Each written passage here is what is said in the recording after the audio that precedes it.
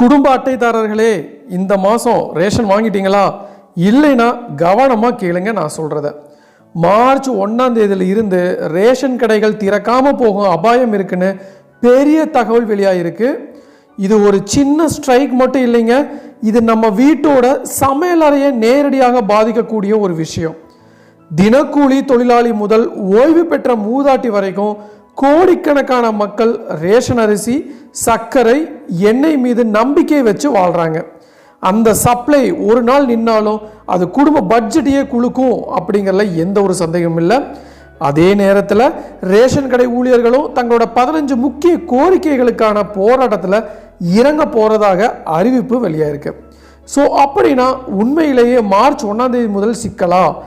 இது யாருடைய தவறு? இது யாருக்கு நியாயம்? இந்த போராட்டம் எவ்வளவு பெரிய தாக்கத்தை உருவாக்கும்?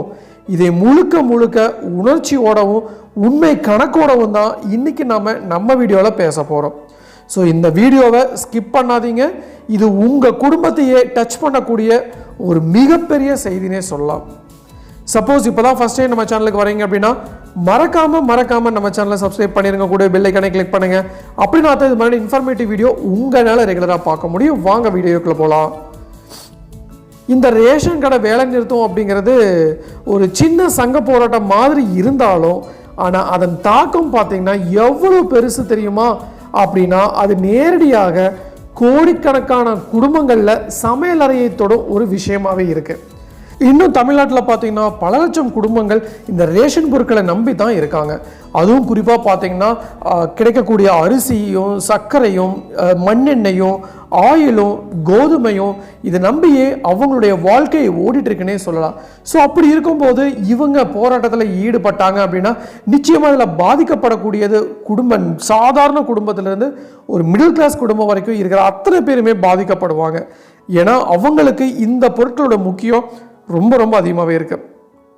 மார்ச் 1ஆம் தேதியிலிருந்து Tamil Nadu ration shop employees association காலவரையற்ற வேலை நிறுத்தத்தில் இறங்க போவதாக அறிவிச்சிருக்காங்க. ஸோ இதனால் பார்த்தீங்கன்னா பொது விநியோக திட்டம் தற்காலிகமாக பாதிக்கப்படுமா அப்படிங்கிற அச்சம் மக்கள் மத்தியில் எழுந்திருக்குன்னே சொல்லலாம். ஸோ ஏன்னா கவர்மெண்ட் ஆஃப் தமிழ்நாடு நடத்தும் இந்த பிடிஎஸ் முறை பார்த்தீங்கன்னா இந்தியாவில் மிகவும் வலுவான மாடலாக கருதப்படுது. ஒரு எடுத்துக்காட்டு சொல்கிறேன் பாருங்கள். சென்னை புறநகர் பகுதியில் தினக்கூலி வேலை செய்யும் ராஜா லட்சுமி தம்பதிகள் பார்த்தீங்கன்னா மாதத்துக்கு அப்ராக்சிமேட்டாக ஒரு 12,000 15,000 ரூபாய் வரைக்கும் தான் சம்பாதிக்கிறாங்க. ஸோ அதில் பார்த்தீங்கன்னா அவங்களுக்கு வீடு வாடகை, மின்சார செலவு, குழந்தைங்களோட பள்ளி கட்டணம், இதெல்லாம் போக ரேஷன் அரிசி இல்லாமல் இருந்தால் சந்தையில் கிலோவுக்கு 45 ரூபாய் கொடுத்து 25 கிலோ வாங்கினாலே சுமார் 1,100 ரூபாய் கூடுதல் சுமையாக வரும். ஸோ அப்போது இந்த 1,100 ரூபாய் அவங்களுக்கு மிச்சப்படுத்தணும் அப்படின்னா ரேஷன் கடையில் அவங்களுக்கு அந்த பொருள் கிடைச்சா மட்டும்தான் அவங்களால மிச்சப்படுத்த முடியும். இல்லைன்னா இந்த 1,100 ரூபாய் அப்படிங்கிறது மினிமம் செலவாக ஆயிடுது. ஸோ அதே மாதிரி தான் விருதுநகர் மாவட்டத்தில் உள்ள ஒரு விதவை அம்மா 3 குழந்தைகளோட ரேஷன் சர்க்கரை, தானியங்கள், எண்ணெய் மீது முழு நம்பிக்கை வச்சுருப்பாங்க. 10 நாள் கடை மூடினாலும் அவர் கடன் வாங்கி சமாளிக்க வேண்டிய நிலை வரும். ஸோ நிச்சயமாக இதெல்லாமே ஒரு நிதர்சனமான உண்மை கேட்டகரி தான். ஸோ இதே நேரத்தில் தான் ஊழியர்கள் தரப்பிலும் கதை இருக்குது. 15 வருடங்களாக தற்காலிக பணியில் இருக்கும் ஒரு பெண் ஊழியர் மாதம் 12,000 ரூபாய் சம்பளம் வாங்கினேன், கழிப்பறை வசதி இல்லாமல் முழு நாள் பணியில் இருக்க வேண்டிய நிலை. இபிஓஎஸ் மெஷின் வேலை செய்யாத நேரத்திலும் வாடிக்கையாளர்களின் கோபத்தை சமாளிக்க வேண்டிய அழுத்தம். ஸோ நீங்களே திங்க் பண்ணி பாருங்கள். நாம் எல்லாம் போய் லைனில் நிற்கிறோம், திடீர்னு பார்த்தீங்கன்னா அந்த இபிஓஎஸ் சிஸ்டம் ஒர்க் ஆகலை அப்படின்னா நாம் நம்முடைய வேலையெல்லாம் விட்டுட்டு அங்கே நிற்கிறோம் அப்படின்ட்டு அவங்கள நம்ம டார்ச்சர் பண்ணுவோம். ஸோ அவங்ககிட்ட நம்ம ஒரு கோபப்பட்டு நம்ம பேசுவோம், அவங்கள கரைச்சி கொட்டுவோம். பட் அவங்க வாங்கின அந்த 12,000 ரூபாய் சம்பளத்துக்கு அவங்க சம்பளத்தை தாண்டி ஏகப்பட்ட வேலைகளும், ஏகப்பட்ட அழுத்தங்களும், ஏகப்பட்ட மன வேதனைகளும் அவங்ககிட்ட இருக்குது. அண்ட் ஆல்சோ இன்னும் குறிப்பாக பார்த்தீங்கன்னா கிடங்கிலிருந்து சரியான எடைப்பொருள் வராததால் புகார் கேட்க வேண்டிய மன அழுத்தமும் அவங்ககிட்ட இருக்குது. ஸோ நிஜமா நம்ம போகிறோம், ஒரு பொருள் இல்லை அப்படின்னா நாம் அவங்கள கொஷின் கேட்போம், என்னாச்சு, நான் போன மாதம் வாங்கலை, இந்த மாதம் நான் வாங்க முடியல, கேட்டால் பொருள் இல்லைன்னு சொல்கிறாங்க, சீட்டுக்கு இவ்வளோ சீட்டு இந்த ஊருக்கு இருக்குது, அந்த சீட்டு தகுந்த மாதிரியான பொருள் வந்திருக்கும், நீங்கள் பொருள் இல்லைன்னு சொல்கிறீங்க அப்படின்ட்டு அவங்க மேலே மக்கள் அனைவருமே ஒரு ப்ரெஷரான சுச்சுவேஷன் கிரியேட் பண்ணுவாங்க. ஸோ எல்லாமே சேர்த்து தான் அவங்களுடைய போராட்டத்துக்கு காரணமாகவே இருக்குங்க. ஸோ இன்னொரு கேஸ் ஸ்டடி என்ன அப்படின்னா, திருவண்ணாமலை கிராமத்தில் 1200 கார்டுகள் இணைக்கப்பட்ட ஒரு ரேஷன் கடை இருக்குது.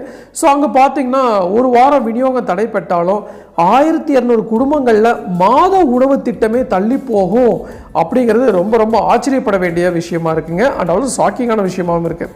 ஸோ அதுலேயும் குறிப்பாக பார்த்தீங்கன்னா முதியோர்கள் இருக்காங்க, மாற்றுத்திறனாளிகள் இருக்காங்க, கர்ப்பிணி பெண்கள் இருக்காங்க. ஸோ பொருளாதார ரீதியாக பார்த்தா ஒரு மாதத்துக்கு அரசு வழங்கும் மானிய மதிப்பு ஆயிரக்கணக்கான கோடிகள். அந்த சுழற்சி நின்று போச்சுன்னா கடைகள், லாரி உரிமையாளர்கள், ஏற்ற இறக்க கூலி தொழிலாளர்கள் எல்லாருக்குமே தாக்கம் ஏற்படுங்க, நிச்சயமாக தாக்கம் ஏற்படும். ஸோ அரசியல் ரீதியாக பார்த்தா தேர்தல் காலத்தில் இந்த மாதிரி போராட்டம் பெரும் அழுத்தத்தை உருவாக்குன்னே சொல்லலாம். அண்ட் ஆல்சோ இப்போ போராட்டம் பண்ணால் மட்டும்தான் அவங்களுக்கான சொல்யூஷன் தமிழக அரசுகிட்ட கிடைக்குது அப்படின்னு ஒரு மைண்ட் செட்டுக்கு மக்கள் அனைவருமே வந்துட்டாங்க. ஸோ இதுக்கு முன்னாடி ஆசிரியர்கள், இடைநிலை ஆசிரியர்கள் போராட்டம் பண்ணாங்க, சத்துணவு ஊழியர்கள் போராட்டம் பண்ணாங்க. ஸோ இது மாதிரி ஏகப்பட்ட மக்கள், ஏகப்பட்ட துறை ரீதியான மக்கள் போராட்டம் பண்ணிகிட்டே இருக்காங்க.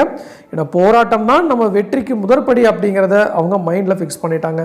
ஸோ அந்த வகையில் இப்போ ரேஷன் கடை ஊழியர்களும் இது மாதிரி ஒரு போராட்டத்தில் ஈடுபட்டு இருக்கும்போது நிச்சயமாக பாதிக்கப்படக்கூடியது மக்கள் மட்டுமே. அதுவும் ஒரு ஹை கிளாஸ் மக்கள்லாம் பாதிக்கப்பட மாட்டாங்க, ஈவன் மிடில் கிளாஸ் மக்களுமே பாதிக்கப்பட மாட்டாங்க. ஆனால் வறுமை கோட்டுக்கு கீழே இருக்கும் மக்கள், இதை நம்பி தங்களுடைய வாழ்வாதாரத்தை நடத்தி கொண்டிருக்கும் மக்கள் நிச்சயமாக பாதிக்கப்படுவாங்க அப்படிங்கிறதுல எந்த ஒரு துளி அளவு சந்தேகம் கிடையாதுங்க. ஸோ இதில் அரசு உடனடியாக பேச்சுவார்த்தை நடத்தி இடைக்கால தீர்வு அளிக்க வாய்ப்பு அதிகமாக இருக்குது. இல்லைன்னா சமூக ஊடகங்களில் பரவும் அதிருப்தி வேகமாக பெருகும் அப்படிங்கிற சந்தேகம் இல்லை. ஆகா, இது ரேஷன் கிடைக்குமா கிடைக்காதா என்ற கேள்வி மட்டும் இல்லைங்க, இது ஊழியருடைய உரிமை, மனிதநேய வசதி, நிதி ஒதுக்கீடு, நிர்வாகத்திறன், மக்கள் நலன், இந்த 5 கோணங்களும் சந்திக்கும் ஒரு பெரிய சமூக விவாகமாக மாறிடுச்சு. ஸோ இறுதியாக நான் ஒன்று சொல்லி முடிச்சுக்கிறேன். இது ரேஷன் கடை வேலை நிறுத்தம் என்ற ஒரு சாதாரண செய்தி மட்டும் இல்லைங்க, இது கோடிக்கணக்கான குடும்பங்களின் மாத உணவு பாதுகாப்பை தொடும் ஒரு மிகப்பெரிய விஷயம். ஒரு பக்கம் தினக்கூலி, ஒரு பக்கம் தொழிலாளி, ஒரு பக்கம் விதவை அம்மா, ஒரு பக்கம் முதியோர், ரேஷன் இல்லாமல் சந்தை விலைக்கு பொருள் வாங்க முடியாத மக்கள். இன்னொரு சைடு பார்த்தீங்கன்னா பல ஆண்டுகளாக குறைஞ்ச சம்பளம், அடிப்படை வசதி இல்லாமல் பணியாற்றும் ஊழியர்கள்.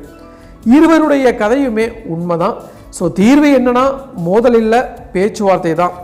அரசு உடனடி நடவடிக்கை எடுத்து இடைக்கால தீர்வு கொடுத்து நீண்ட கால சீர்திருத்தத்தை அறிவிக்கணும் அப்படின்னு தான் சொல்றாங்க.